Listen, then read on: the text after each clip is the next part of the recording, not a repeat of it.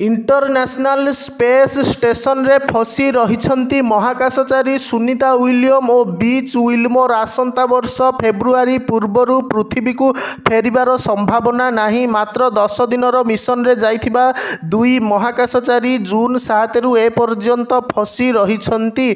Space craft रे खराब हेबा जोगु एहाकू पृथ्वी पृष्ठ को फेराई अणा जाइछि। एबे नासा सुनीता विलियम्स को इंटरनेशनल स्पेस स्टेशन रो कमांडर करिछि। हेले महाकाश रे बेसी दिन रहिबा कारणरू सुनीतांको शरीर उपरे प्रभाव पड़िछि। कुहा जाउछि जे सेठारे तांकर ओजन कम हेबा सह हाड़ मध्य दुर्बल हेबारे लागिछि। महाकाश रे माध्याकर्षण शक्ति नथिबा जोगु हाड़ हल्का होई जाउछि। एही कारणरू तांकर टिश्यू मध्य खराब हेबारे लागिछि।